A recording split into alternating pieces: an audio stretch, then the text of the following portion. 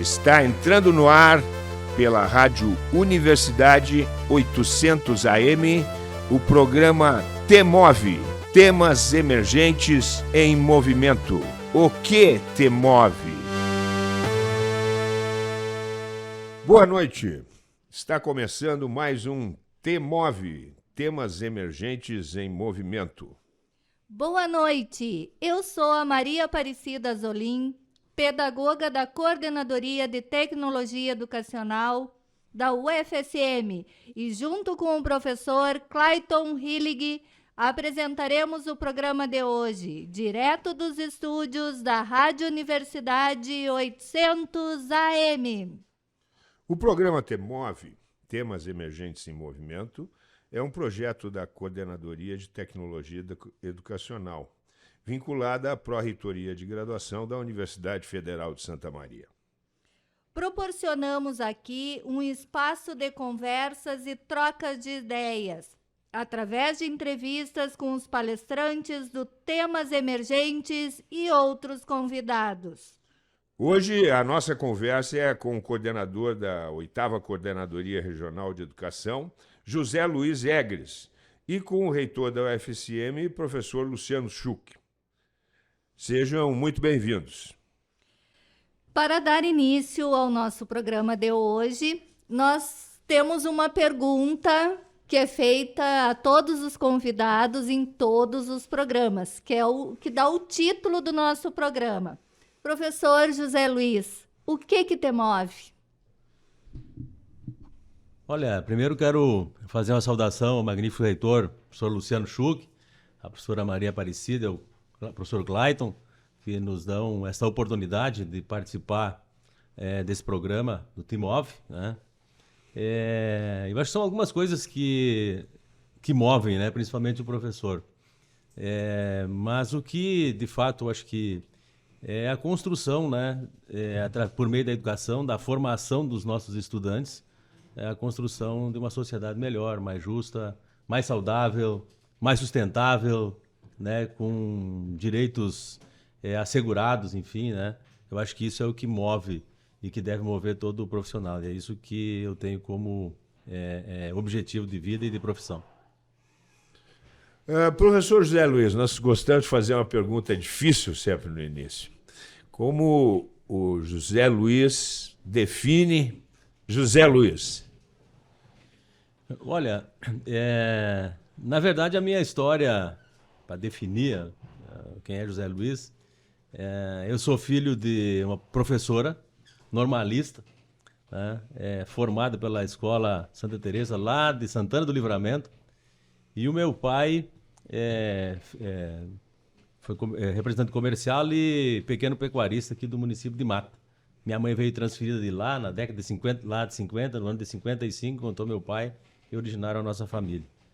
Então eu convivo desde muita da tenra idade com professores, irmã professora, as minhas tias professoras, né? E a minha história, depois eu acabei casando novo, trabalhei na iniciativa privada, mas sempre tive os olhos voltados para esta questão de um processo de liderança, e que o professor tem esse perfil também, né? Então eu já na minha vida de estudante eu participei dos movimentos estudantis, fui presidente de Grêmio Estudantil, sempre com uma atividade no sentido da liderança e da organização dos espaços aonde eu circundava, né? E eu convivia.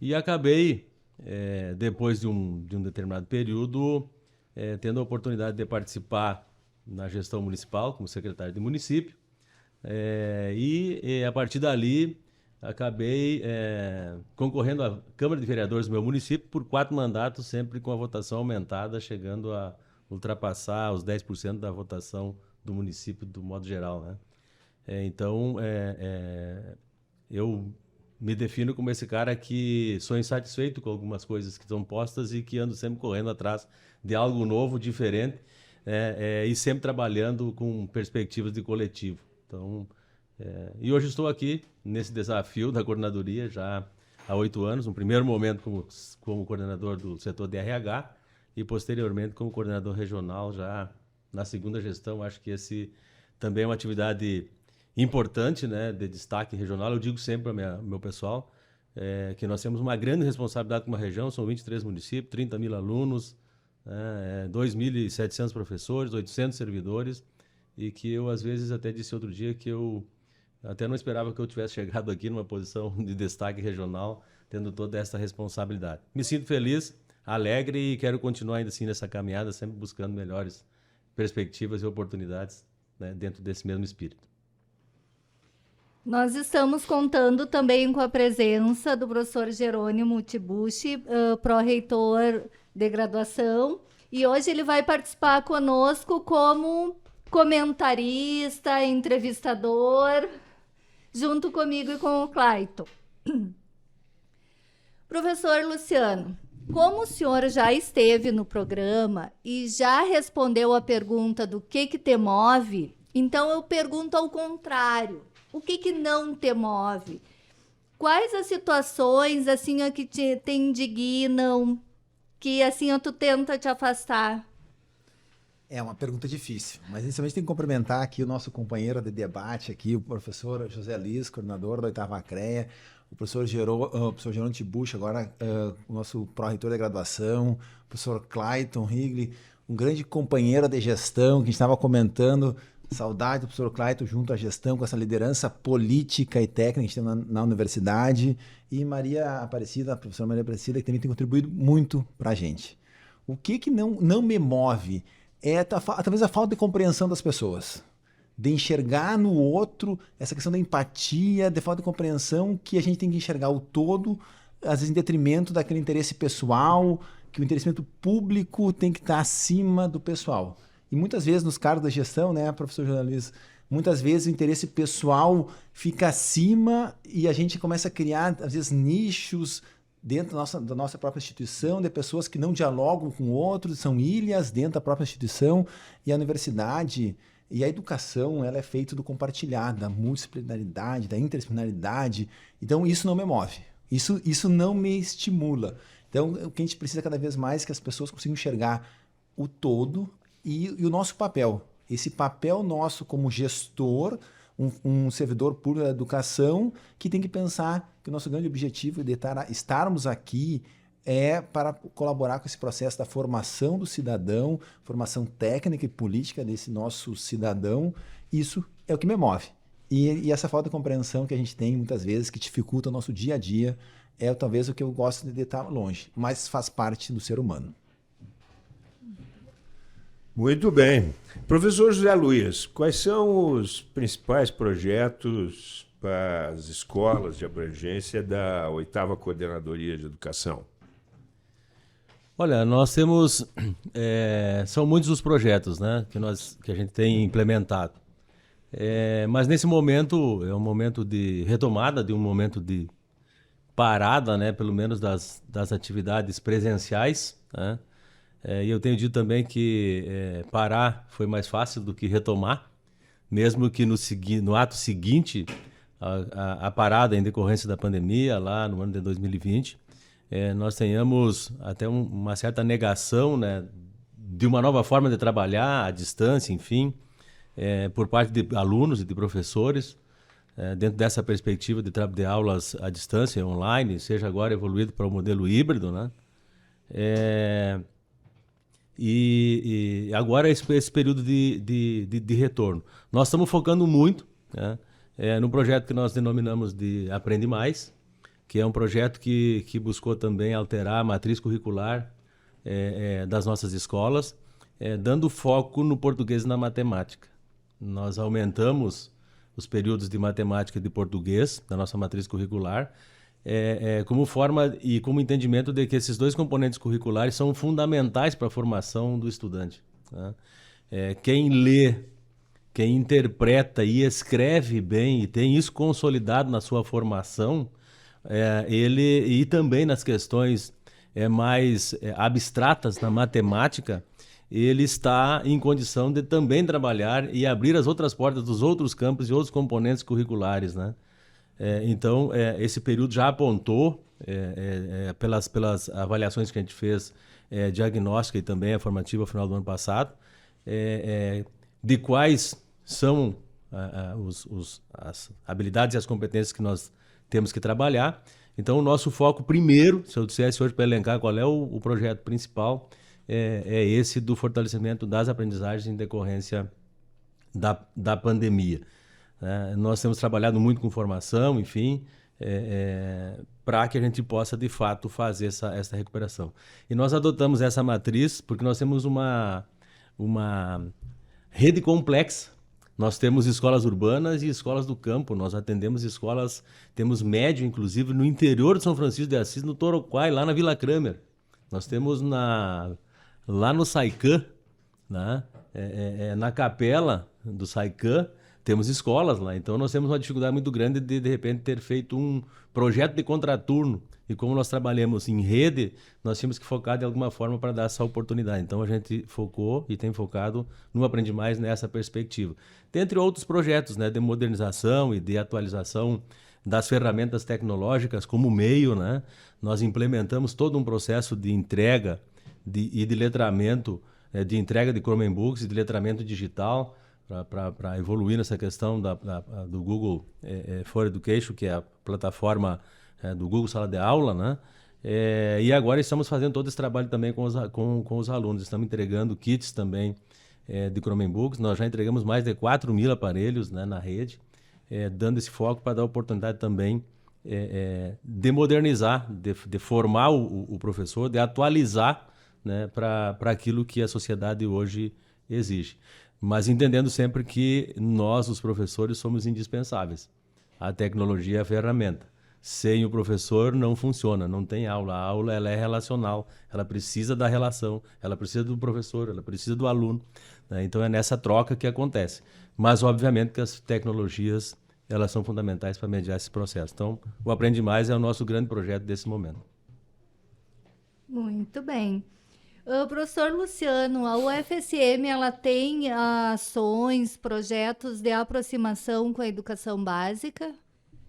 Sim, esse é talvez um dos grandes desafios nosso na gestão, e eu, professor Jerônimo, nosso grande especialista nesse tema também, e dá para dizer do nosso projeto Rede Básica, Universidade em Rede Básica, é um projeto que a gente tem discutido já com o José Liz, dessa interação nossa com as coordenadorias regionais de educação, para que a gente consiga ter um material que vai complementar o trabalho feito nas escolas através do material digital, ou seja, através de um programa de TV, um programa de rádio, com gravações de podcast, com material também para desenvolver atividades, um projeto financiado pelo Ministério da Educação, para um projeto piloto na nossa universidade, trabalhando aqui com as escolas, para depois, no futuro, esse material estar disponível também para o Brasil inteiro, de complementação, muito parecido com o professor José Luiz falou, que o ensino ele é feito pelo professor, ele é presencial, mas ele é mediado e muitas vezes auxiliado pelas tecnologias.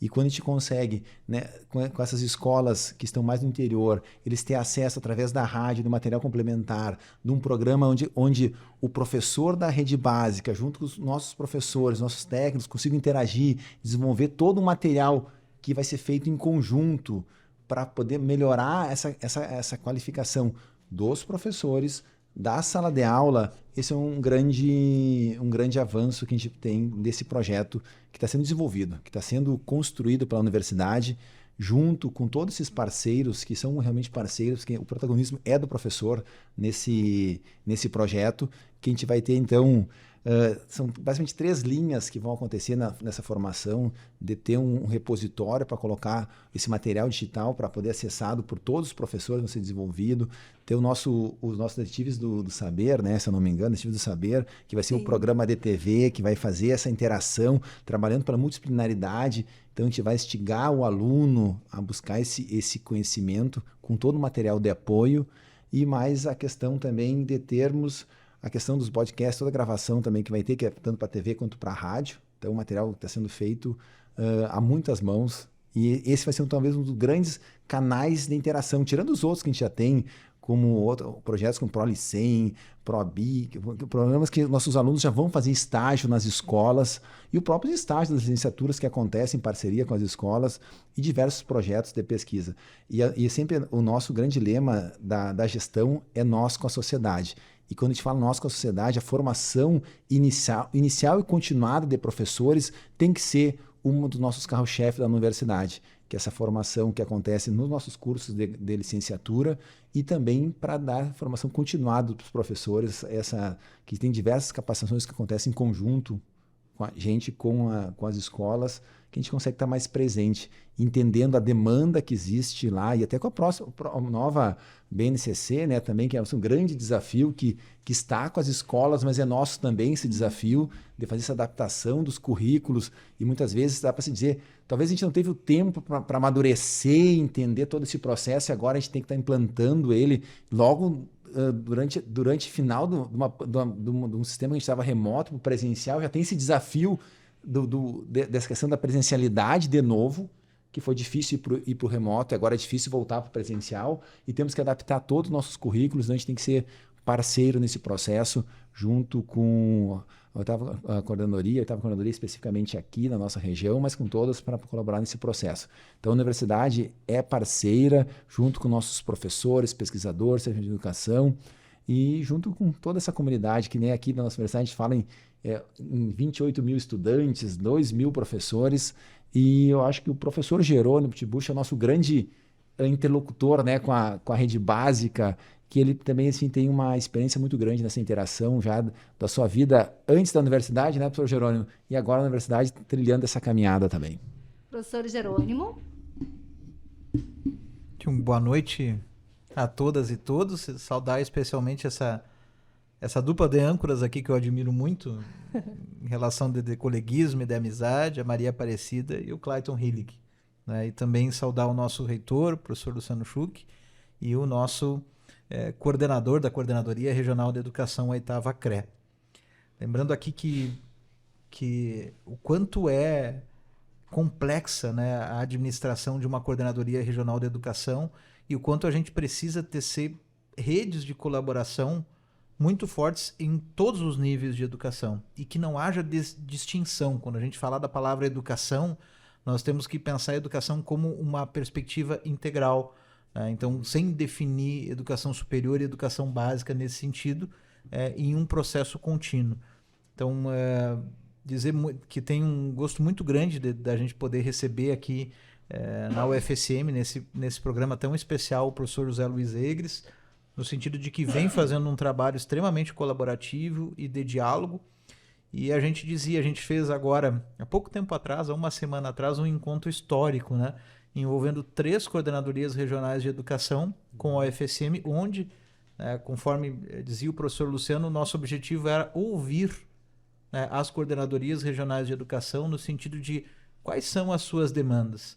A nossa proximidade com a educação básica, que vai desde o residência pedagógica, do programa de iniciação à docência, do PIBID, do ProLicem, de todos esses programas, ela é só um grãozinho de areia perto do que a gente pode fazer, no sentido de colaborar, de ouvir realmente, né, a estrutura do chão da escola, das estruturas que são desenvolvidas na escola e o que nós podemos contribuir a partir da experiência, né, que são os profissionais da rede básica de educação.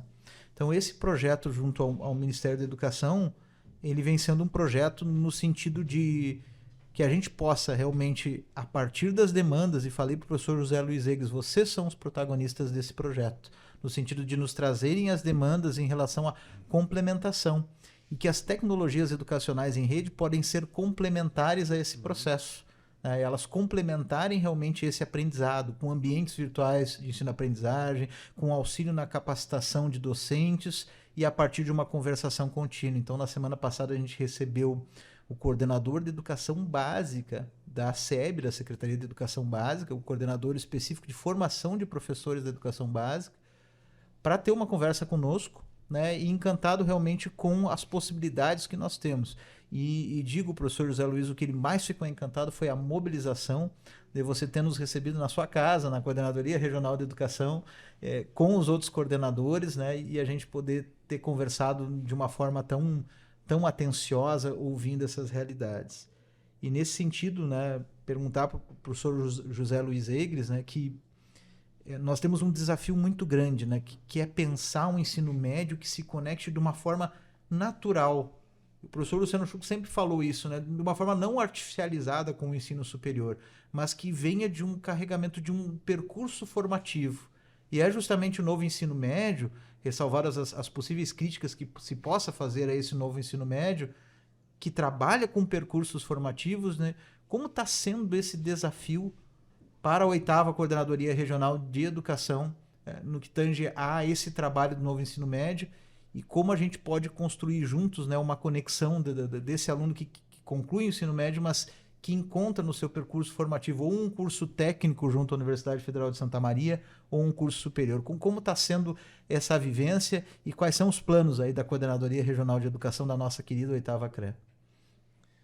Muito bem, então quero saudar o professor Jerônimo, né, que tem sido nosso parceiro, e fazer um registro aqui também que nesse último período a gente tem tido uma receptividade muito boa e um diálogo franco, aberto, proporcionado pelo professor Luciano também, é claro, e também coordenado aqui pelo professor Jerônimo. Então nós temos tido conversas tranquilas, abertas, francas, no sentido de que todo esse trabalho que a universidade faz, dentro dos programas que a universidade faz e tem essa relação de parceria com a rede básica, nesse caso com a 8ª Coordenadoria, com as escolas do Estado, que a gente possa ter de fato esse feedback, né, daquilo que acontece dentro das escolas. Em algum tempo nós tínhamos dificuldade de fazer, de ter esse feedback, esse retorno, porque acho que todo esse trabalho que a universidade faz com excelência dentro das escolas, também nessa relação de formação dos seus acadêmicos, dos professores, é importante para nós, né? Que a gente possa também, com base naquele trabalho, naquela constatação, seja dos trabalhos de estágios como em trabalho de pesquisa, que sirva de norte e orientador para a nossa rede. A gente quer receber tudo isso, e nesse sentido a gente vinha trabalhando, e agora a gente encontrou com muita tranquilidade e muita receptividade a partir desse último momento esse trabalho, né? Então, de fato, nós estamos vivendo um momento de retomada das atividades escolares, um momento, eu diria até que de uma euforia de parcerias que tem surgido, e dentre elas esta parceria com a Universidade Federal aqui de Santa Maria. Nós temos algumas ações já implementadas. Eu fiquei muito grato de poder ter recebido e recepcionado o professor do Ministério lá, do MEC, ter recepcionado a universidade e também as 2 coordenadorias de Palmeiras e de Cachoeira do Sul, naquele encontro histórico na 8ª Coordenadoria, que eu tenho certeza absoluta que dali sairão muitas ações, né? Dentre elas, obviamente, que é o Rede Básica, que nós já estamos trabalhando e que, obviamente, vai oferecer conteúdos, né, de aprendizagem para os nossos alunos, veiculados pelas mídias de TV, rádio, né, podcast, enfim, e que vai sim, professor Luciano, alcançar aqueles alunos e aquelas escolas mais distantes que às vezes nós temos dificuldade. As metodologias ativas estão aí para a gente antecipar determinadas ações, determinados projetos de aula, né, e que eles têm que ter fontes para irem beber, para irem poder também antecipar da aula formal do professor nos conteúdos da sala de aula invertida. Então, uma infinidade de proposições e propostas que podem surgir a partir de ações como essa. E, de fato, eu também comungo da mesma teoria do professor Jerônimo, que eu concordo, acho que todos aqui dessa mesa, de que a educação ela é uma só. Eu tenho dito isso várias vezes, independentemente do nível em que seja a educação municipal, seja a fundamental, a média ou o superior, nós temos que estar, sim, bem sintonizados e bem integrados nessa ação, né? E com relação à questão do ensino médio, de fato, nós tivemos 10 escolas piloto, que nós implementamos, né, os itinerários formativos. Esse ano, nós demos uma mexida, né, no processo enquanto rede. Nós temos, então, o primeiro ano sendo implementado com projeto de vida, mundo do trabalho, né, nas escolas, e a questão da cultura digital, né, dentro da parte flexível do currículo, né, e a partir, então, do final desse ano, do primeiro ano dessa matriz, o aluno vai, então, fazer a escolha dos itinerários. Nós estamos ainda fazendo a discussão. Nós fizemos uma grande discussão e abrimos uma consulta pública, e esses dados foram compilados, enfim, professores da rede foram selecionados para trabalhar, e resultou, dentro das 4 áreas de ensino, né, que são definidas, 2 eixos em cada uma, e a partir dali, então, 24 itinerários na formação, fora os cursos técnicos, com mais 4 itinerários.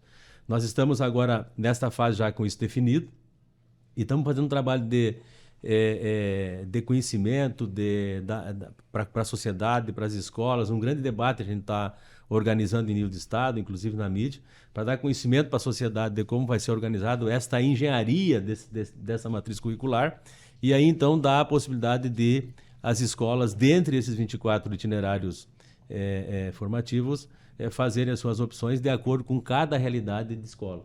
Mas para que a escola e a comunidade possa fazer essa escolha, é necessário que ela conheça e domine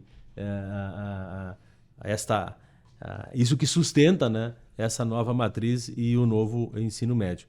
E eu vejo com uma perspectiva muito boa, porque, na verdade, ele não é um ensino médio que ele vai preparar, ou seja, apenas para o técnico, ele vai dar a oportunidade desse aluno, né, de uma outra visão, de uma outra perspectiva, que possa entusiasmá-lo, né, que possa inspirá-lo também a seguir numa segunda caminhada à frente, que é o curso superior. Então, isso está no foco, está na nossa agenda de discussão, assim como a outra parte dos itinerários, né, por dentro das áreas de conhecimento. Também, se o aluno tem mais vocação para estudar a física, ele pode escolher, então, esse itinerário com uma carga horária maior lá no ensino médio da física. Então, ele vai aprofundar. E, pelo que a gente tem discutido, que é uma preocupação também, é a questão do Enem, mas o Enem também está passando por um momento, segundo as informações que se tem, aqui eu estou falando com quem trata disso no âmbito federal, né, de uma adequação também a esta matriz curricular do ensino médio, para que possa isso ter um alinhamento, né, para que esse jovem possa também, ali na frente, optar por uma determinada carreira, ou, né, que ele possa ter tido essa base num itinerário no ensino médio. Então, eu vejo que isso nós, pelo menos, temos essa preocupação de fazer esse entrosamento, né, esse encadeamento, essa concatenação com aquilo que se propõe lá, para que ele possa depois ocupar ali na frente. Bom, a conversa está ótima, mas nós vamos ter que interromper um pouquinho, vamos chamar o intervalo, mas já voltamos. Ouvintes, não saiam daí, já voltaremos.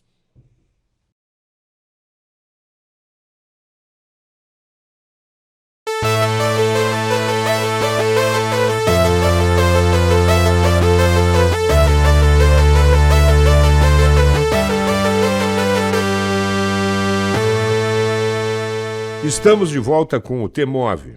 Para você que ligou o rádio agora, seja muito bem-vindo. Você está ouvindo o programa TMOV pela Rádio Universidade 800 AM. Hoje, com a presença do coordenador da 8ª CRE, José Luiz Eggers, o reitor da UFSM, professor Luciano Schuch, e o pró-reitor de graduação, professor Jerônimo Tibuch. O TMOV é um programa de conversas e troca de ideias através de entrevistas semanais com convidados. Traremos sempre assuntos sugeridos pelos parceiros dos temas emergentes. Professor Luciano, a universidade, as instituições federais de ensino superior vêm sofrendo cortes orçamentários frequentes nos últimos anos, né? De que maneira você vê a situação agora no ano de 2022? Essa é uma pergunta difícil. Não gostaria nem de estar conversando sobre isso, sobre cortes na educação, no momento que a gente está precisando de um grande investimento da nação brasileira na educação como um todo, em todos os níveis e modalidades, porque a única forma de transformar o nosso país é através da educação. Mas esse ano, o ano de 2022, já iniciou já com um problema orçamentário na universidade, com a lei orçamentária aprovada, que era insuficiente para enfrentar um retorno à presencialidade da nossa instituição. Para ter uma noção de ordem de grandeza, o orçamento desse ano, 124 milhões de reais em 2022, Em 2019, o último ano presencial, foi 135 milhões. Então, da última presencialidade para agora, de 2019 a 2022, a gente já teve uma redução já considerável no recurso, que fez a gente ter que ajustar todos os nossos contratos, a forma de trabalho, e uma hora que a gente está precisando investir também em tecnologias, em limpezas de sala de aula. Nesse cenário, a questão de nem um mês atrás, veio um bloqueio dos recursos da universidade da ordem de 18,7 milhões de reais. Com muita luta, conseguimos reverter esse bloqueio para 9,7 milhões e ontem, desses 9,7 milhões de bloqueio, 4,3 já viraram corte, ou seja, já não faz mais parte da linha orçamentária. Então a gente tem que agora, essa semana, estamos rediscutindo o ajuste dos nossos contratos, retirando 4 milhões e 300 e mantemos 4 milhões e meio bloqueados ainda, que a gente não sabe como que ainda vai acontecer. É um cenário difícil. É um cenário que precariza o funcionamento da universidade. Vocês já devem ter visto, os ouvintes já devem ter visto também na mídia que 98 servidores terceirizados deixaram de atuar na nossa universidade, 98 pais de famílias, mães de famílias deixaram de atuar na universidade porque a gente teve que ajustar os contratos. No momento de crise econômica, as pessoas perderam o emprego, não é fácil.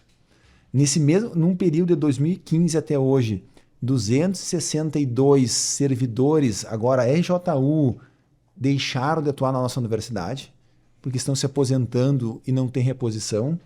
Então, nós perdemos 260 RJU, ou servidores públicos. Este ano perdemos quase 100 terceirizados, e nesse mesmo período de 2015 até agora, foram mais 300 terceirizados.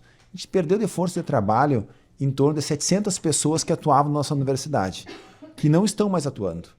Isso faz com que precarize o serviço. E aí todo o serviço é precarizado. Não só a limpeza, mas o técnico do laboratório, o tratorista, que fica o trabalho de campo, é o pessoal que faz o desenvolvimento do material de apoio que a gente tanto precisa, que dá suporte para o Classroom, para poder trabalhar, implementar, e assim tantas outras ferramentas. Então é muito difícil. Talvez uns anos... Eu estou na gestão da universidade como diretor de centro, vice-reitor e agora como reitor, está fazendo em torno de 8, 9 anos. A gente nunca teve uma situação tão crítica no orçamento da nossa universidade, de ter que tomar decisões muito difíceis de implementar ou não algum serviço na universidade, de se vamos ou não ter, como a gente está aqui, o pró-reitor da graduação, o Descubra, que é um grande projeto de interação com as escolas do ensino médio, de talvez ter que fazer virtual esse ano de novo, porque a gente não tem recurso para fazer a locação dos espaços, sistema de som, dessa interação que é incrível, que é fundamental para nós. Esse é a discussão que a gente está tendo hoje na gestão. Se a gente vai pagar bolsa para os alunos até o final do ano, as bolsas que já, com os editais já lançados, vão ter recurso para pagar os últimos meses. Então é uma situação muito difícil. A gente espera que o governo ainda consiga que esse bloqueio seja liberado, a gente fique só nesses 4 milhões e 300, mas é 4 milhões e 300 sob um orçamento que já estava faltando 20 milhões. Certo? Então é uma situação muito difícil. E projetos que a gente pode dizer, projetos que o próprio Rede Básica, que é um projeto, por mais que o governo federal esteja financiando uma parte do projeto, a gente tem a contrapartida adicional, que possibilitou nós contratar toda uma equipe também de terceirizados para dar suporte para esse projeto. E muitas vezes começa a colocar em risco esse tipo de projeto que é transformador, que é um projeto de interação, e fazer ensino, pesquisa e extensão no Brasil e no mundo precisa de investimento, precisa de visão de futuro, e essa visão precisa de investimento. Então, é um momento difícil que estamos vivendo, e as reuniões com os nossos gestores, a cada reunião a gente tem que discutir o que nós vamos deixar de fazer para poder chegar no final do ano com a universidade funcionando. Ela vai funcionar. Ela segue funcionando, mas precarizando todo o serviço da universidade, sobrecarregando o servidor público. Então, o adoecimento do nosso servidor, a pandemia sempre dificultou muito essa questão. E quando a gente volta à presencialidade, que está todo mundo voltando a conviver, as pessoas estão perdendo o que tinham para colaborar no trabalho. Às vezes a gente não consegue comprar um equipamento necessário, a pessoa fica sobrecarregada, porque antes tinha mais um servidor que ajudasse, tinha um terceirizado que ajudava no serviço, hoje não tem mais. Então, isso precariza muito o serviço. Aqui está na área da comunicação, tiveram diversos servidores terceirizados que colaboravam para o funcionamento das rádios, da TV. Hoje a gente não consegue manter, certo? E dificulta para o todo. Então, a gente precariza, cai a qualidade e depois ainda a sociedade nos critica que a gente não consegue manter os serviços. Mas sem investimento não temos como manter a qualidade. Isso vale em todos os níveis, que a gente precisa ter uma visão de Estado para fortalecer a educação no nosso país. O senhor falou do adoecimento laboral. Já se tem uma estimativa, isso eu estendo a pergunta também ao professor José Luiz, já se tem uma estimativa, assim, se aumentou o número de laudos para tratamento de saúde nesse período, por ansiedade, depressão? Já se tem, assim, uma estimativa se com a pandemia, com a questão do trabalho remoto, aumentou esse adoecimento? Com certeza ele aumentou tanto para os servidores quanto para os nossos estudantes. Hoje, na CAED, que é a nossa estrutura que dá suporte pedagógico e também da saúde mental dos nossos estudantes, nós temos hoje 267 alunos em tratamento psiquiátrico. Psiquiátrico. Nossa. Ou seja, eu não estou dizendo acompanhamento psicológico, já com tratamento psiquiátrico com remédio, que a gente nunca teve isso. A gente nunca teve essa estrutura. E nós temos uma demanda desse mesmo número que precisa entrar para fazer. Para você ter uma ideia, a gente tem hoje, foi contratado há pouco tempo 3 psiquiatras para ajudar os nossos psicólogos a trabalhar com essa demanda, que é uma demanda que surgiu durante a pandemia, tão grande assim. Devido à pandemia, que acentuou muito essa questão desse isolamento, nem todo mundo estava preparado para isso. E com relação aos servidores, eu não tenho estatística aqui comigo, mas com certeza aumentou essa demanda, porque a gente vê pelos laudos que chegam, pelos afastamentos, com essa situação já precarizada, a gente começa a sobrecarregar os nossos servidores para cada vez ter que desempenhar mais funções que a gente não consegue suprir com extinção de cargos. Então isso é uma situação, é uma bola de neve que vai prejudicando, e isso faz com que caia a qualidade. Um professor que tem que ficar cada vez mais envolvendo seu material em sala de aula, fazendo a questão administrativa, fazendo projeto de extensão, fazendo todas as atividades que o professor precisa fazer, certo? E sem as condições também para desenvolver isso, acaba fazendo com que eles adoeçam muito mais fácil. Eu gostaria só de perguntar rapidamente ao professor Schuch, porque ele vai ter que se retirar um pouco antes, né? Já está em cima da hora. Porque com toda essa crise econômica e corte de recursos, né, existe um grande projeto hoje que é o Polo de Geoturismo e Cultura para a área central do Rio Grande do Sul, né, que engloba os municípios pertencentes ao Geoparque da Quarta Colônia, o Geoparque de Caçapava do Sul, Santa Maria e o Geoparque Raízes de Pedra. Você poderia falar um pouco sobre esses projetos? Agora, assim, a gente falou de falar de adoecimento, falar de crise, e ao mesmo tempo a gente está falando de um projeto transformador para a região central do nosso estado. Ou seja, a gente falar em geoturismo, a gente conseguir discutir uma indústria que cresce muito rápido, uma indústria sem chaminé, de nós pegar o potencial que cada uma das nossas cidades tem. A gente pode falar das grutas de Nova Esperança, a gente pode estar falando do vinho de Jaguari, que falasse Jaguari, Cachaça Santiago, a questão paleontológica que existe na Quarta Colônia e toda essa beleza natural que existe na nossa região, e nós conectar todo mundo, certo? Conectar através dessa questão do turismo. Então é um projeto que a universidade abraçou, é um projeto da instituição que já perpassa gestões, não é mais de uma gestão, é sim da instituição esse projeto de desenvolvimento da região central do nosso estado, em relação ao geoturismo. Então, e temos 3 geoparques sendo também, que aí tem uma questão de um selo da Unesco, que é Quarta Colônia, Caçapava, que já estão para receber ainda nos próximos meses os avaliadores da Unesco, com todo o apoio do governo do estado para esse projeto, e ao mesmo tempo Raízes de Pedra, que é na região de Mata, São Pedro, com as árvores petrificadas, que ali também está se desenvolvendo em parceria com o IFAR, e temos também parceria com a própria Unipampa, que as universidades estão entrando com toda a capacidade técnica que a gente tem para dar o suporte para os municípios para fazer esse trabalho. Na Quarta Colônia, por exemplo, a gente está fazendo o plano de desenvolvimento turístico dos novos municípios integrados, ou seja, é um plano de turismo que é feito pela universidade com as secretarias de turismo e desenvolvimento dos municípios, que ele é comum para todos. Então isso é uma grande conquista, e estamos trazendo isso agora para a região central do estado. Então assim, esse é um grande projeto de desenvolvimento para a nossa região, com parcerias aqui com Santa Maria, como sendo a principal cidade da região, sendo o ponto de conexão de todas essas regiões. Então, o turista chega aqui, vai para a Quarta Colônia, vai para as Termas Romanas, visita toda essa região. Quem sempre brinca, que a gente teve a possibilidade do empreendimento privado das termas, que foi feito aqui, mas esse turista não fica dentro da água quente 3, 4 dias, ele tem que ficar mais tempo, ele tem que ter onde ele faz para visitar uma festa de uma região, como a gente tem o Festival do Inverno, que ele vai poder ir lá, ele vai numa feira colonial que tem numa cidade, ele vai comprar um souvenir na outra. Então, esse é o grande projeto que está sendo desenvolvido para a Projetoria, a Frente Brasileira de Extensão, mas que envolve também todos os municípios da região central, que a gente está trabalhando muito forte. E não é uma questão que a gente vai seguir trabalhando, mas o que a gente precisa é conexão e que a gente consiga ter um receptivo na nossa cidade para que o turista que venha, a gente possa conectar a esses pontos turísticos que existem e com muita beleza, que nossa região, que é apaixonante. E nem nós, às vezes, muitas vezes conhecemos as belezas que existem no nosso entorno aqui.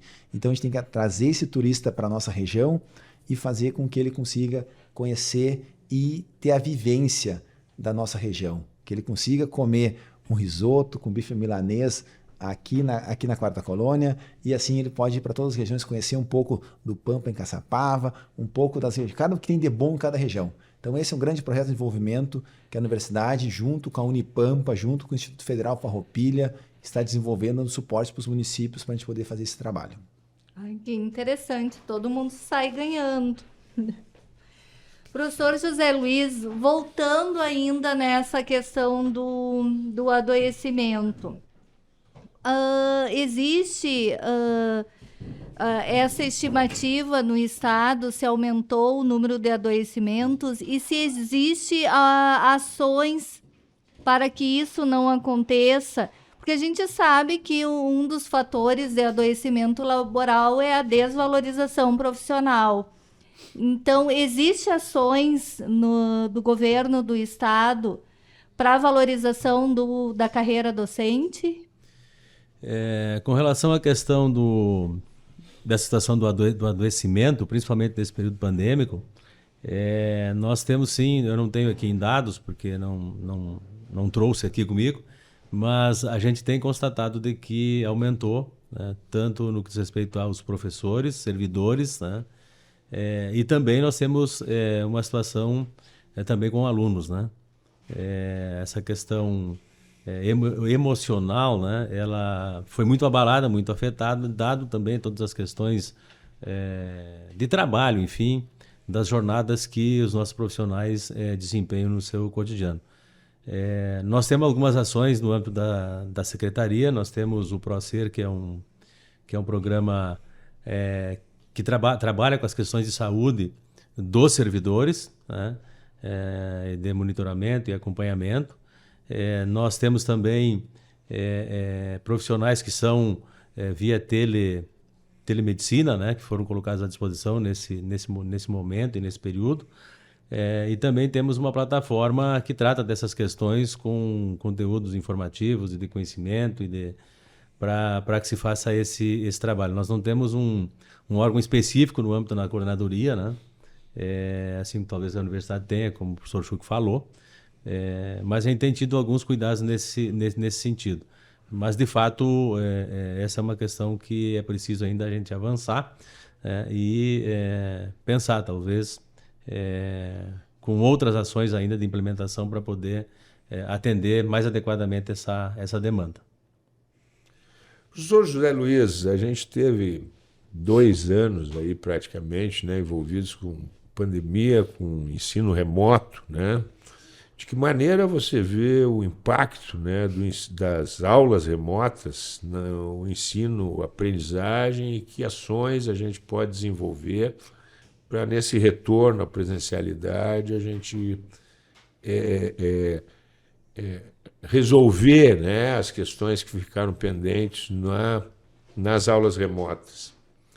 Sim, na verdade é aquilo que a gente comentava antes, né? A gente sabe que essa questão da relação professor-aluno e a presencialidade do professor em sala de aula, ela é insubstituível. Então, isso é muito pacífico, né, para todos nós. E esse período, veja só, quando nós chegou no dia 19 de março do ano de 2020, que veio a notícia, ó, suspende tudo. Aí tem uma pergunta, né, importante que deve ser feita: o que fazer para quem é gestor, né? Como fazer? Nós não tínhamos tido esse tipo de situação, pelo menos no último século, né? Porque a epidemia que houve era outro mundo, outra realidade, outra época.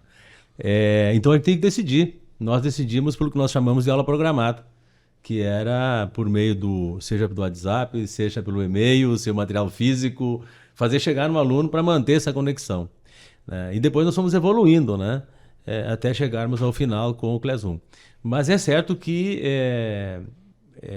esse tipo de aula está comprovado por nós e por essa experiência que ela não atende tudo aquilo que é necessário para que as aprendizagens aconteçam da forma como a gente espera que aconteça.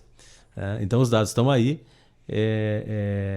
E agora nós estamos nessa retomada.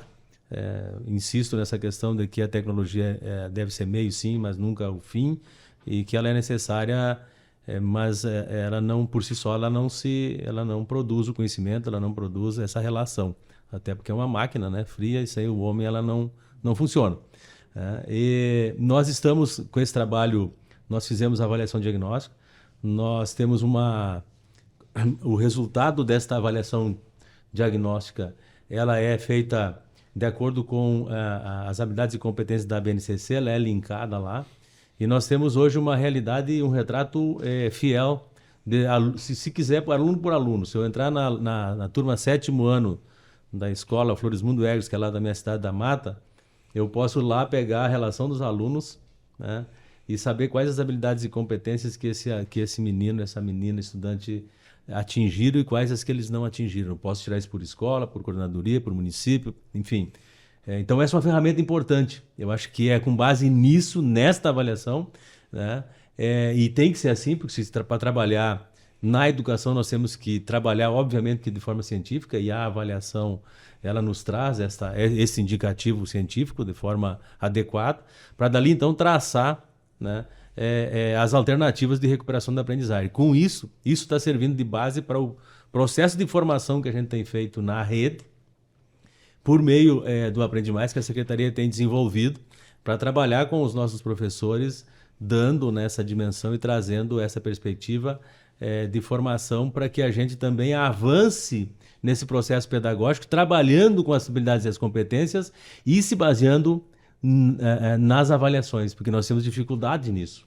Nós não estávamos habituados a trabalhar dessa forma, né? Nós pegamos um processo interessante nesses últimos 2 anos ou 3 anos, porque além de nós termos todo o processo de pandemia, que a escola voltou de uma maneira diferente, nós temos também toda essa questão da implementação da BNCC nesse período e que muda completamente a forma de a gente se postar e preparar e trabalhar, né? Nós vivíamos um mundo, eu dizia outro dia, ainda com uma escola e com poucas ações, baseada lá no século XVIII, início do século XIX, com o mundo girando aí na sociedade com o conhecimento e essa questão tecnológica, né, que muda de pouco em pouco tempo, é muito rápido esta evolução, e nós precisávamos então mudar esse processo. Então tudo isso veio aí nesse período. Então a gente está voltando para uma escola completamente diferente, a gente precisa atualizar. Então, nós estamos trabalhando com muita formação, às vezes a gente até acha que é um pouco demais as formações que a gente tem feito, mas pensando sempre nessa questão de formar o professor. E temos discutido isso nessas conversas que a gente comentou, e aqui eu tenho que deixar esse registro, né, com a equipe aqui da universidade, trabalhando também e entrando neste diálogo desse processo de formação dos professores também, para que eles possam também nos ajudando a modificar lá, por meio da formação que eles recebem aqui na academia, que é a universidade, né? Então, acho que essa relação é muito importante. Professor Jerônimo, e a retomada aqui na universidade, qual é a retomada das aulas presenciais? Qual é a sua avaliação? Clayton, foi um desafio gigantesco, né? A gente foi a primeira universidade do país pública, né, a reagir à pandemia, né? No dia 16 de março de 2020, a gente entrou, né, realmente nesse estado, e no dia 17 a gente já publicou uma instrução normativa criando rede, que depois foi potencializado por uma resolução, né? E aí, nesse sentido, a gente já começou a convocar, a conversar sobre o uso dos ambientes virtuais de ensino-aprendizagem. Eu lembro que na época, na Prograde, a gente fez um vídeo bastante rudimentar da entrada dentro do Moodle, como acessar o ambiente. É um vídeo que teve mais de 7, 8 mil acessos, né?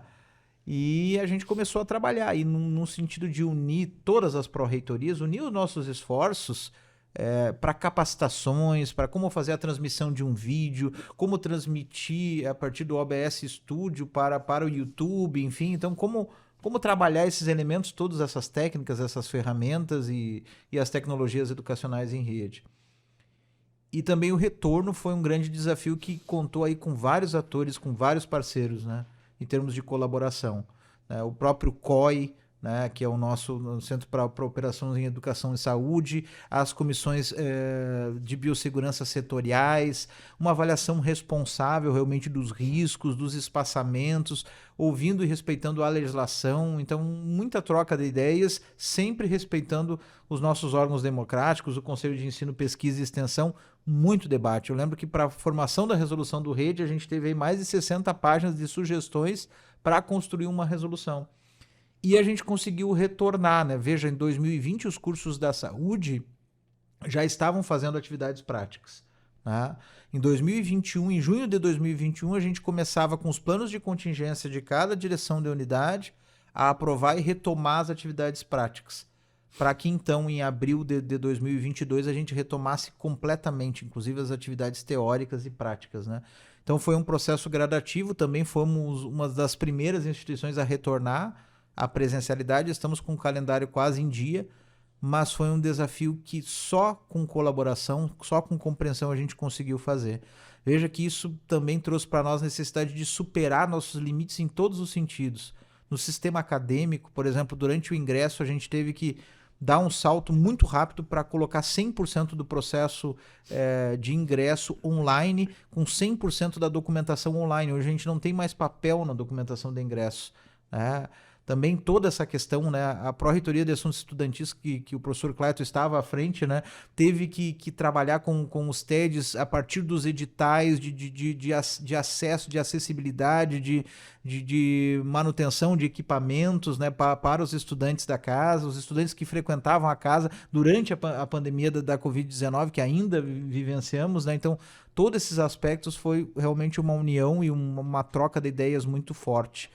Talvez a grande lição que a gente teve, né, foi de transformação, de aprimoramento dos nossos processos, mas uma grande lição de resiliência, né, que sem um trabalho conjunto, que sem um trabalho colaborativo, a gente não chega a lugar nenhum. Então, acho que esse foi um ponto muito forte, né? Não há nada de bom numa pandemia, né? Os efeitos de uma pandemia são catastróficos e quem sofre sempre são os mais vulneráveis. Então, isso que a gente tem a ciência, né, de dizer que esse processo só se vence a partir da ciência. O local da ciência é a educação básica, a educação superior, o local onde a gente faz acontecer nesse sentido. Então, a gente só superou porque teve resiliência, né, e porque teve realmente esses momentos de colaboração.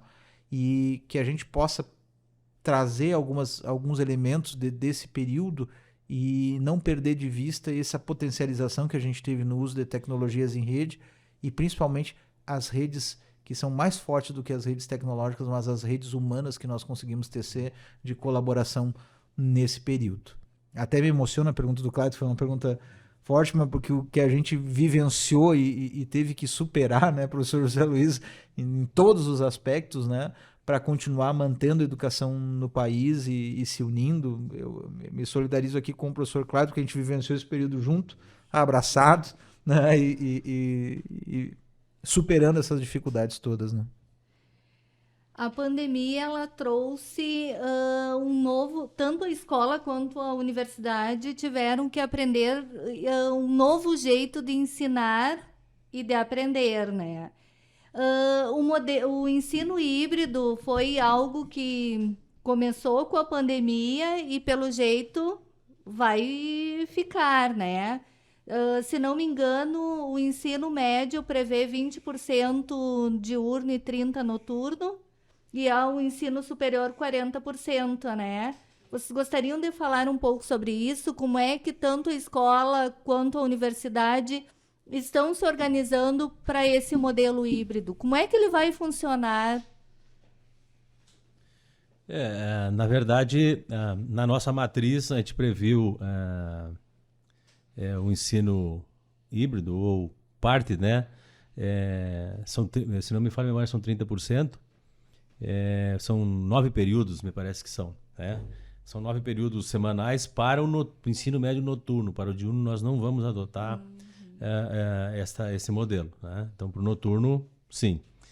Até porque nós já tínhamos uma condição, se não me falha a memória, desde 2012, se não me engano, que nós já trabalhávamos com as 1000 horas no Rio Grande do Sul, no ensino médio, para o diurno, e no noturno 800 horas.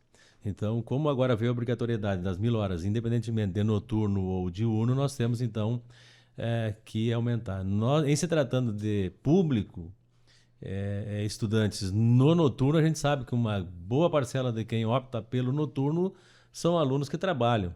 São estudantes que têm o seu compromisso até às 17h30, 18 horas e que têm essa dificuldade de chegarem num período mais cedo na instituição de ensino. E nós sabemos também que eles vêm depois de uma jornada de trabalho e que se nós adotássemos aí 5 horas de aula, que ele ia...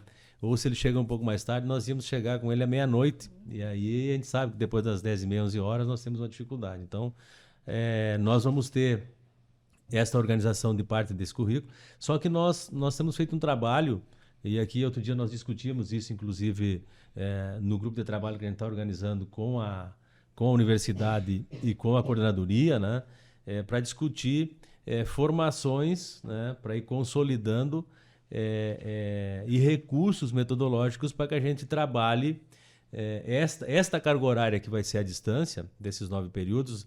Nós optamos por ser o primeiro período da noite, porque não se transforme somente num espaço-tempo de tema de casa, que eu entrego um trabalho e ele vai. Então, não é isso que a gente quer. Então, nós vamos ter que fazer um trabalho muito sério, muito convicto, muito consolidado. E nesse quesito, nós, obviamente, que vamos incluir isso na pauta dessas discussões do grupo de trabalho com a universidade, e temos também já uma parceria com a Universidade de Santa Cruz, que também está trabalhando nessa perspectiva para nos ajudar, né, a compreender melhor, buscar recursos metodológicos e teóricos que nos fundamentem e nos deem essa condição para fazer esta parte, para poder fazer a complementação das 1000 horas. Né? Mas é um desafio, né, que a gente vai enfrentar. E no demais, no diurno, nós já trabalhávamos com as 1000 horas, então não houve uma grande alteração para nós no sentido de reorganizar a estrutura da rede. Em relação à nossa perspectiva, né, no ensino superior, o que a gente teve? Né? Teve uma legislação que permitia 20%, depois foi ampliada para 40%, que é uma portaria, a 2117, né? E que traz esses elementos, e a gente já em 2019, no final do ano, a gente já fez uma resolução que regulava a EAD e esse uso das tecnologias em rede, educacionais em rede dentro da presencialidade, para esses 40%, né, que foi a 037 de 2019, onde a gente já adaptou isso. Veja, adaptamos aí um mês, 2 meses antes da pandemia, né? E aí chega a pandemia, a gente tinha esse amparo, já tinha essa visibilidade, mas o que acontece? Nós tivemos uma série de legislações que foram legislações extremamente complexas e difíceis daqueles que trabalham com educação compreenderem, né? Então era uma legislação atrás da outra surgindo, tentando regular emergencialmente esses elementos, flexibilizar, mexe em projeto pedagógico de curso por ato de ajuste, enfim, permite, até onde as DCNs permite que um determinado estágio seja feito de forma remota ou não. Então a gente foi tateando muito em relação a essa legislação que era de difícil compreensão, e a Andifes fazendo essa interlocução com o Ministério da Educação. Hoje, o que a gente pede, né? Eu pertenço a um grupo de trabalho da Andifes que faz isso, e pertenço a um grupo do Conselho Nacional de Educação que trabalha isso. A ideia é que a gente pede, olha, é urgente que depois de todo esse ferramental e todo esse aprendizado que nós tivemos, que haja um posicionamento mais concreto em termos de legislação, tanto do CNE, mas para além de um parecer do CNE, a necessidade de uma resolução, de uma legislação, seja uma portaria, uma legislação federal que regule a educação híbrida. Então, não é necessário que se crie uma nova modalidade. Veja, nós temos modalidade presencial e modalidade à distância. Talvez a gente nem se caminhe para a criação. Alguns falam em criação de uma nova modalidade. Pode isso acontecer? Pode. Mas é necessário que se regule de uma forma inteligente. Essa regulação passou muito com a discussão na SEB, né? Na época a gente conversando com o Mauro Rabelo, colocou isso, em contato com a CESU, né? E aí a partir desse processo se gerou todo um levantamento, mas que de certa forma o CNE acaba publicando um parecer que não nos atendeu. E aí a movimentação da Andifes, né, a partir dos seus colégios, no sentido de dizer, olha, esse parecer ainda não nos atende. A própria Secretaria de Educação Básica diz, ainda não nos atende, é necessário a gente avançar para regular isso. É algo que a gente não pode mais deixar para depois, né? Regular essa perspectiva da educação híbrida. Quais são os limites, né? Quais os papéis? Como se dá o processo de ensino-aprendizagem? Como se dá o par, para além do par, recursos e atividades, também promoção da interação e interatividade, né? O uso de tecnologias e regular isso tanto para a educação básica, né, quanto para o ensino superior, no sentido de educação como um todo, né? Mas trazer esses elementos, porque nós tivemos aí, eu digo, não há nenhum ganho na pandemia, mas nós tivemos todo um ferramental e toda uma discussão que não pode ser perdida, né? E que a gente precisa encarar realmente isso com seriedade para conseguir trabalhar futuramente com essa perspectiva da educação híbrida. Eu vejo também nessa... O senhor formado em Direito, né? Tem todo esse domínio, né, da questão legal, enfim, da legislação, desse processo, dessa análise que ele faz. O que a gente tem feito, na verdade, eu vejo que o híbrido também, ele não é só essa questão do trabalho, e aqui talvez eu tenha me expressado anteriormente, de um momento, tempo dentro da matriz, mas como possibilidade, né? Porque eu posso também, no presencial, trabalhar, porque são recursos metodológicos que eu posso utilizar, né? Então, essas questões conceituais que eu acho que tem que ficarem bem definidas ainda, né? Porque para mim o híbrido é um misturado, né? Na medida em que eu faço uso de um recurso tecnológico, mesmo numa aula presencial, como um vídeo ou uma interação com o professor da universidade entrando na minha sala de aula lá no ensino médio na Mata, por exemplo, numa aula, para mim isso é misturado, para mim isso é híbrido. Então o híbrido não só nessa questão conceitual, desta parte da distância, mas das possibilidades pedagógicas que nós podemos usar e como recurso fantástico de positivo, porque eu tenho acesso a em outros espaços, em outros ambientes, naquele espaço da minha sala de aula. Após a pandemia, né, com o exercício do rede pelos docentes da UFSM, o que a gente tem hoje é uma mistura do presencial com a plataforma Moodle utilizada para disponibilizar material, vídeos, material de apoio. Então, existe um misto, né, da presencialidade que não é o híbrido, é os dois juntos mesmo, né? O nosso tempo está encerrando. Gostaríamos muito de agradecer a participação do coordenador da 8ª CRE, José Luiz Egres, do reitor da UFSM, professor Luciano Schuch, que teve que se retirar 15 minutos por compromissos, e do pró-reitor de graduação, professor Jerônimo Tibuch. O TEMOV vai ficando por aqui. Eu sou o professor Clayton Hillig e apresentei o programa de hoje juntamente com a pedagoga da Coordenadoria de Tecnologia Educacional, Maria Aparecida Azolim. Agradeço a presença do professor Jerônimo, do professor José Luiz, do professor Luciano Schuch.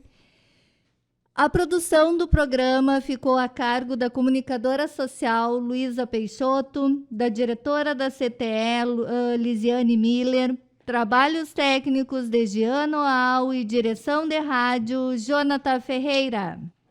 Estaremos de volta na próxima terça-feira, às 6 horas da tarde, falando sobre os temas emergentes em movimento, aqui pelos estúdios da Rádio Universidade 800 AM. Obrigada pela sua audiência. Até semana que vem.